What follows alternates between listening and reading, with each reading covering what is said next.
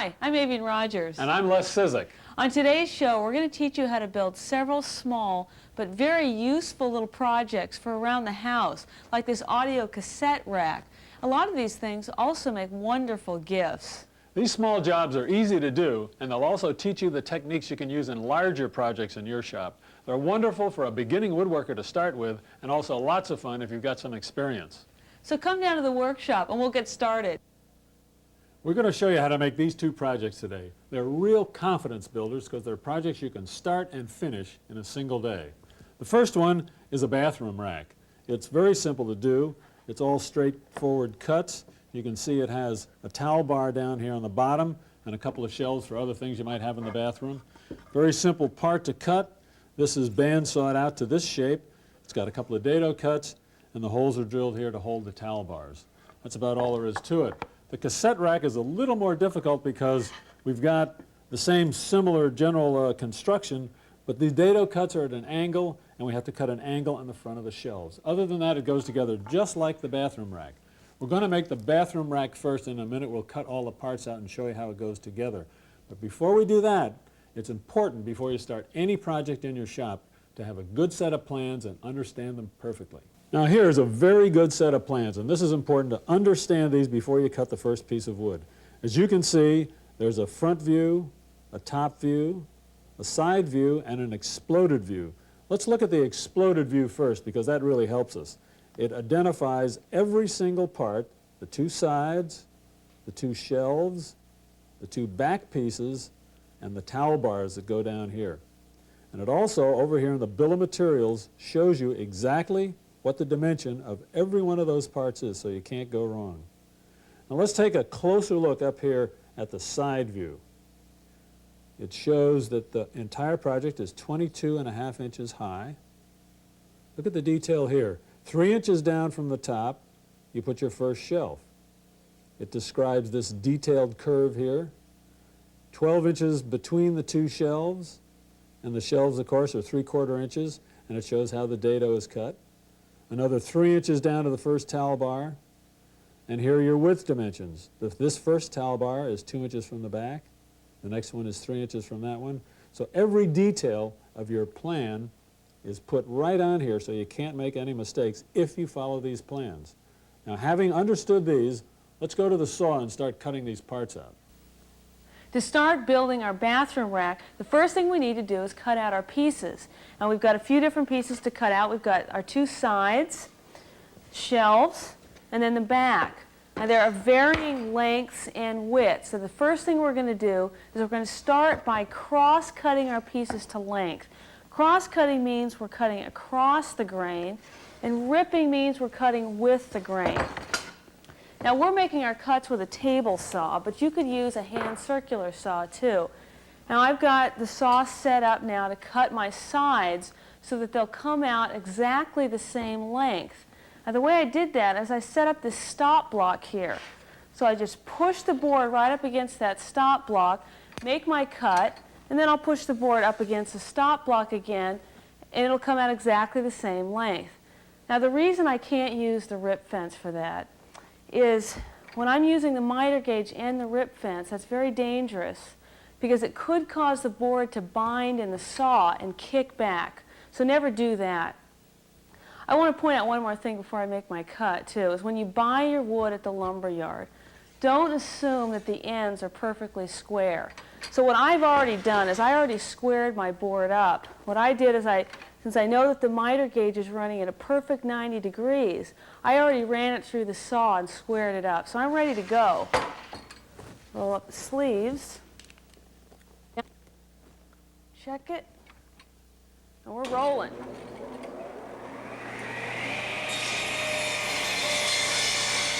Now that we have our pieces cross-cut to the proper length, now what we do is we rip our pieces to the proper width. And one thing I'll point out is that the sides are the exact same width of the shelves. So one setting is going to do is for all those parts.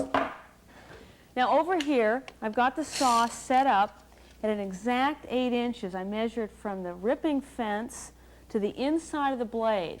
That way we'll be cutting on the scrap side of the line and we'll end up with an exact 8 inches. And the ripping fence will keep our board running nice and parallel to the blade.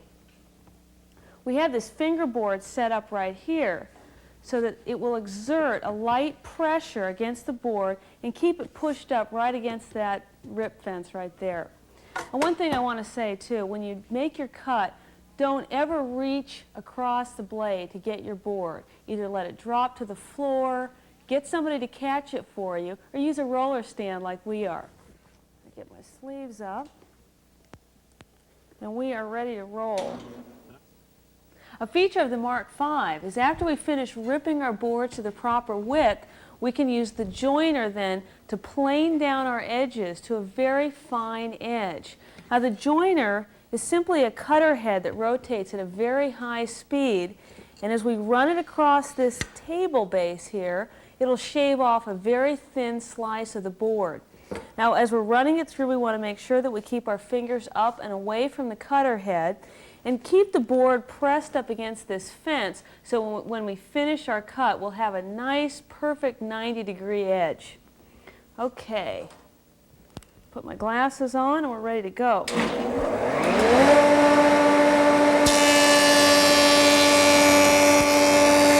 keep it running nice and smooth through that joiner. A nice way to make these dado cuts is on the table saw set up to cut dados.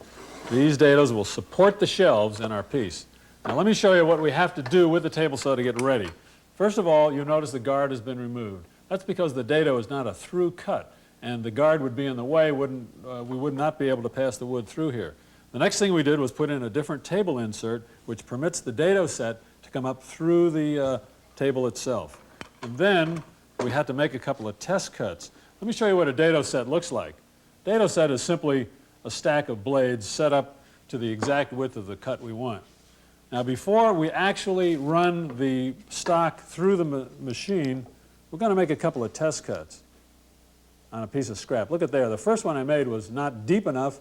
It was also too sloppy. The second one I made, just right.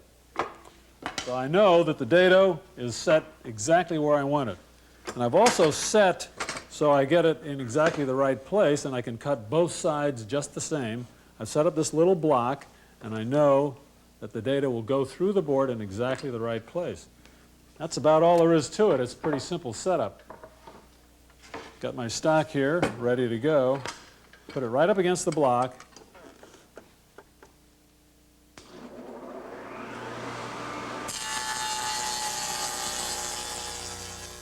You can also cut your dados using a router, and I position the sides right up next to each other so that when we run the dado across there, our shelves are going to line up perfectly once we go to assemble it. So everything is clamped down, and I made sure that this guide board is square to the sides using this framing square. And I also positioned it so that when I run the router along that guide board, the straight bit is going to cut the dado in exactly the right position. Now the router tends to kick up a lot of dust, so I'm going to put on my dust mask and goggles. And since it's pretty loud, I'm also going to use some ear protection. I want to make sure that I start the router seated into position, okay? But I don't want to ever start it with the bit up against the board. So I'm going to start it out like so.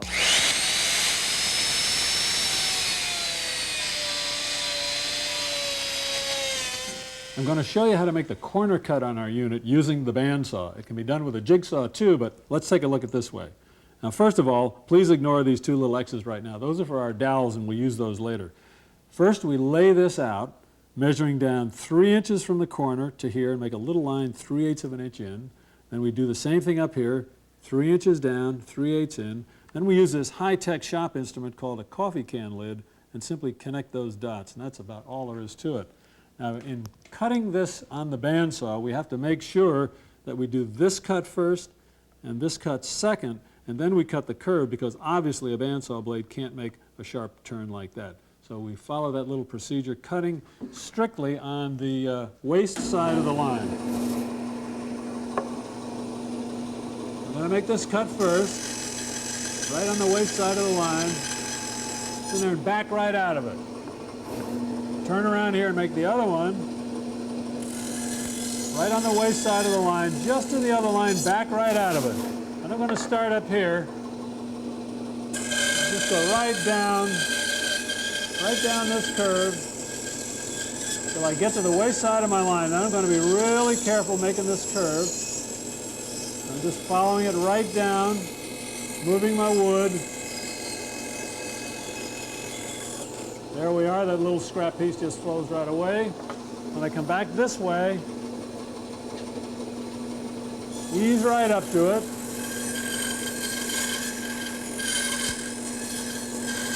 Don't get your fingers close to that blade. Keep them clear of the blade. Swing it right around your curve. See how easy that is.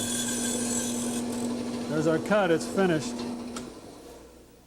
Now you can use a drill to cut your holes for your towel rods, but since we're using a multi-purpose system, we've set it up into the vertical drill press position. Now first what we need to do is we need to set the correct depth so we cut the hole deep enough but not too deep. So first I lower the bit so that it sits flat on the surface of the wood, tighten it into position, then I set the depth gauge at 3/8, tighten that down. Now I'll release the quill so that I can drop my bit right into the hole. I line the bit up with the center of each cross here, and I'm using a Forstner bit here which cuts a nice flat base at the bottom of the hole. Okay, so just glasses on, we're ready to go. I'll line it up carefully, supporting my wood so that it doesn't move. There we go. Move over to the second hole, line it up carefully. There we go. Well, we've got all the parts cut out for our bathroom rack and we're ready to assemble it. Before we do that though, everything's been sanded, so everything's ready to go, and I've dry fit everything together. I want to see if all the parts that I cut out really fit together, and we've determined that they fit perfectly. So now we're ready to assemble it, and we're going to do that with carpenter's glue and small finishing nails. So I think we're ready to go. Avian, can you give me a hand with this? Yeah, I'm bringing all this stuff to the party. Okay, let's take it apart and go.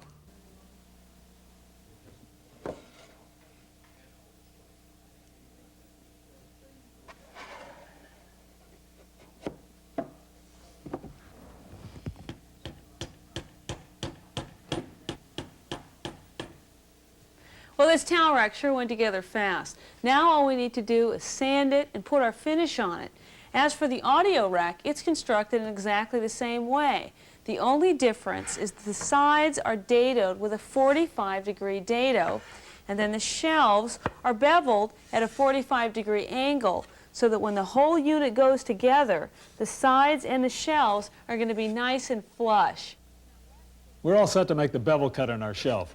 It might look a little complicated, but it's really pretty easy. What we've done is tilt the table of our table saw over to 45 degrees, and that's going to make the exact angle we want here. Now, if your table saw has a tilting blade, you'd tilt it to 45 degrees. And if you don't have a table saw at all, you can use a circular saw by tilting the base of the circular saw to 45 degrees, clamping a straight edge on here, and making your cut that way. Now, the other thing I've done to make this cut accurate is I've used the stock as a guide to set the rip fence. Now the plans tell me exactly how wide this board is, and if I set the rip fence right here, then I know that my bevel is going to come out exactly in the right place. Now we're all set to go. If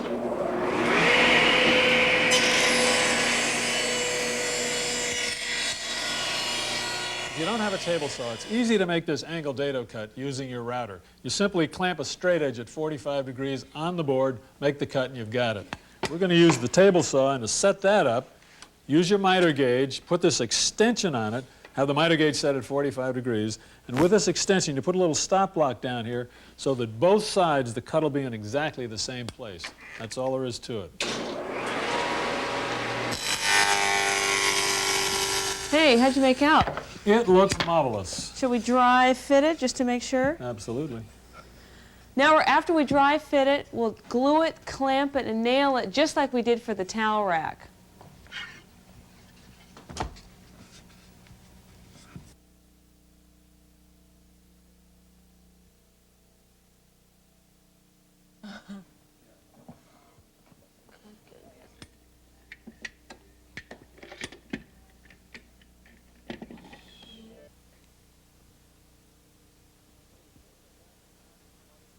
Well, we've finished our bathroom rack and our audio cassette rack. What do you think we ought to do next? Well, we're moving on to a couple of other small projects. We have this cute little jewelry box right here, and then a butcher block cutting board. This box is a lot of fun to make. It's kind of a trick because it's cut out of one solid piece of wood on the bandsaw, including this little drawer. We're going to show you that trick in a minute. Yeah, it's really neat. You know, you could buy a butcher block for $8 or $10, and it'll probably cost $2 or $3 to build one like this. Yeah. But I know when I build something for myself, I get tremendous rewards and satisfaction every time I use it. I always remember it, and I think about it, and I look at it, and it feels good. Yeah, the point about doing things yourself isn't really all the time saving money. It's doing it yourself and getting the pleasure out of using it. Besides that, it's really fun to make. Yeah, let's show the folks how to cut this out and put it together. Good.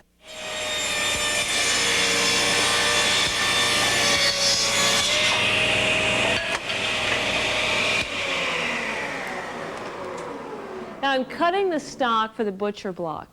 The thickness that you cut your stock is really going to determine the thickness of your cutting block. Now also notice here that I've cut the boards a little bit longer than the finished length of the cutting board. That's because when we laminate it, often you get a roughness in the edges, so that once everything has been glued and dried, we'll come back and square those ends off and they'll be nice and clean. Okay, now once I finish cutting my stock, we're going to go up and laminate the sides together. We'll be putting waterproof Resorcinol glue on the edges and gluing it and clamping it together nice and tight. And we're using Resorcinol so that in case the cutting block were ever left in water overnight or something, it's not going to come apart. I'm ready to take the butcher block out of the clamps. It's dried overnight so that it's nice and tight. So the next step is to surface the top and the bottom, and to do that I'm going to use a belt sander. Then once that's done, I need to square up the edges using a circular saw like this one, and then we want to round these edges off, and I'm going to use a router to do that. Now if you have some stationary power tools, you could use a table saw, planer, and a shaper. So what I'm going to do with this right now is I'm going to move this into this clamp here and clamp it down so it's going to be steady. Move the belt sander over. Now since this is pretty rough right now, I'm going to start by running the belt sander at a diagonal, and then once I get the really rough edges down, then I'll start sanding with the grain.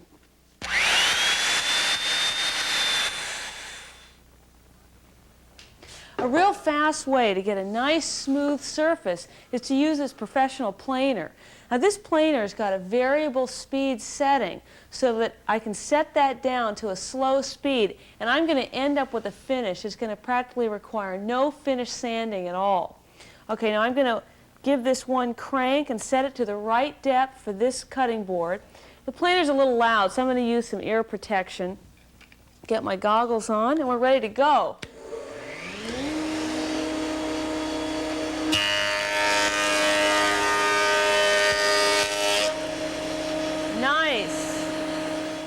Now that we have our cutting board surface nice and smooth, we can square up our edges using the table saw. Just make sure that the blade doesn't protrude more than 1/4 of an inch above the surface of the stock. That's a really important thing as far as safety goes. Okay, I'm going to check it. Looks good. Beautiful. One way to shape your edges is you can use a shaper or a multi-purpose tool set up into the shaper position. And we've got everything ready to go.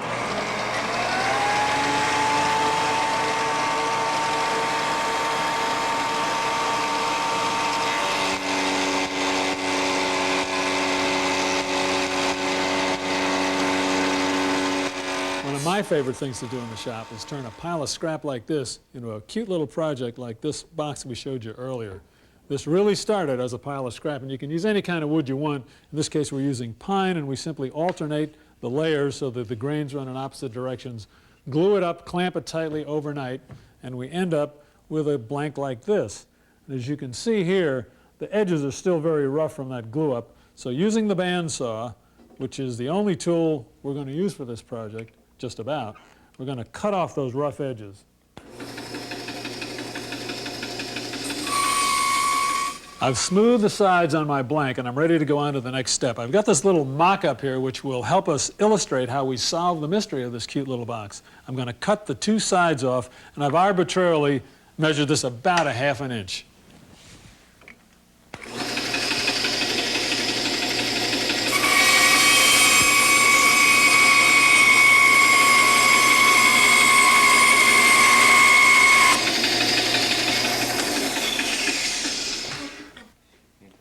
I've got my two sides cut off. Before I made that cut, however, I drew this V on here so I make sure I get the right side back on the right side of the box and the left side on the left side of the box. The next thing I'm going to do is cut out the drawer, and I've got it drawn on here. Sort of arbitrarily did that, but it's about 1/2 inch on each side.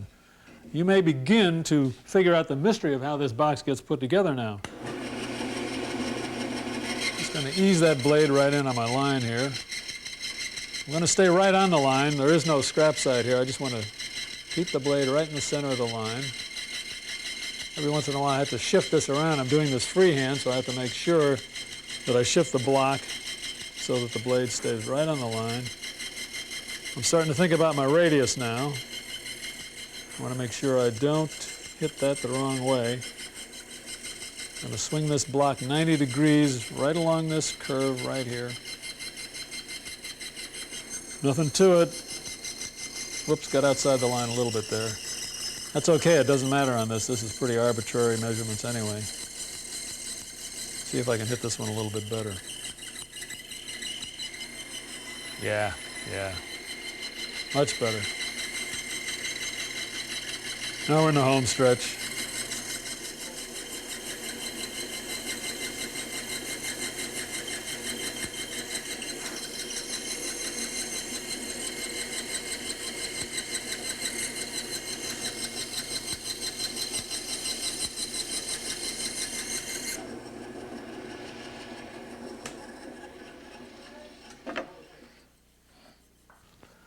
We've made our radius cut.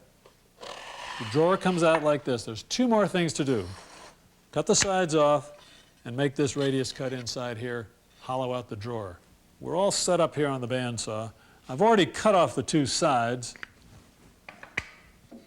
We're ready to make this cut right here.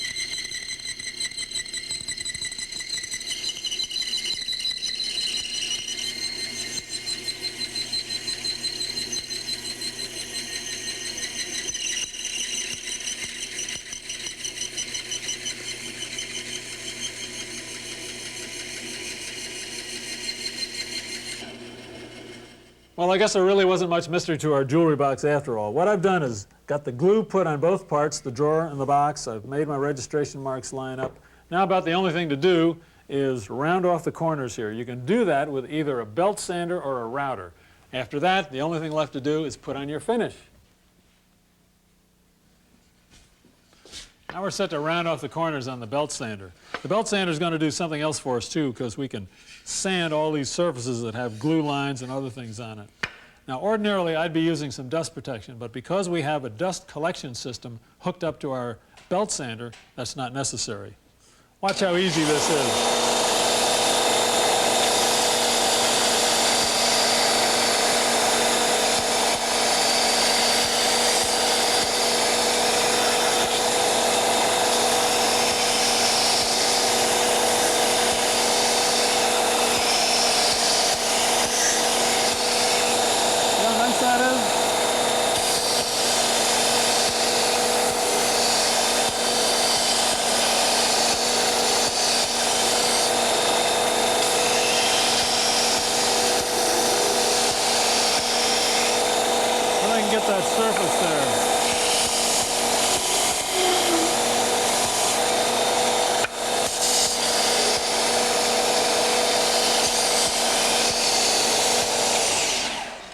After you're finished with your belt sander, you're still going to have to do a lot of finishing sanding, but that really saves a lot of work.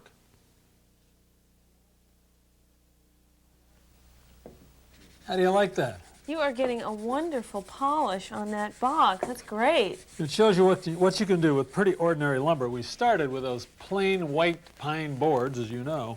We sanded it very carefully after everything was assembled, put on some stain to change the color, and then we're waxing it to give it this nice gloss. That's great. I'm using a salad bowl finish. It's non-toxic, which of course we would want to use since we'll be putting food on our cutting board. You know, I love finishing my projects because you spend all this time measuring it, cutting it, putting it together and sanding it. But when you put the finish on, it's like the color and the grain just pops out and comes to life. Boy, your cutting board really looks great. I love the way maple just great? has so much life in it. Look It at is that. just marvelous. That is really, you did a great job on that. These would make great presents too. Oh yeah, if somebody gets something you made yourself, boy, that's the way to do it.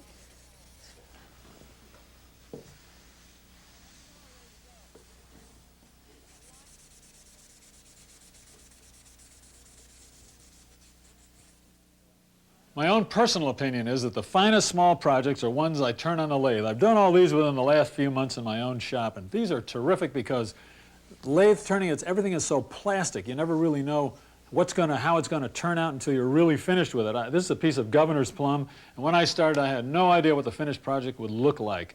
Look at this, no 90 degrees. It's all really just kind of comes together as you're doing it.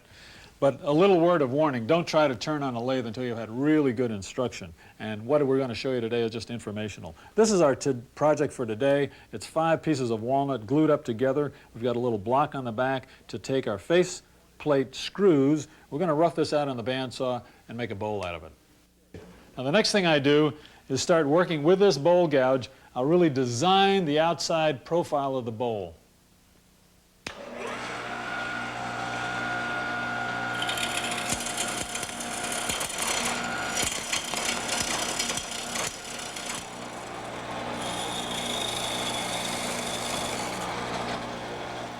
I've got the outside of the bowl turned just where I want it. Now I'm going to go to the inside. To make turning the inside easy, I'm going to drill a hole just to the depth I want the center of the bottom, and then start my actual turning.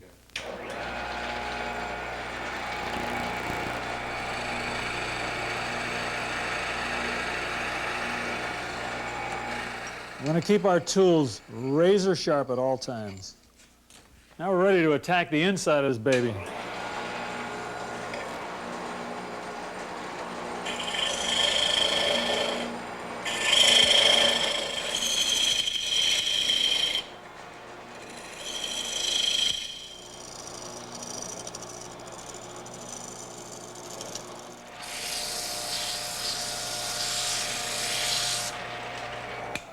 Okay, we finished our sanding. Now we're going to hit this with some tung oil, and I'm going to saturate this rag with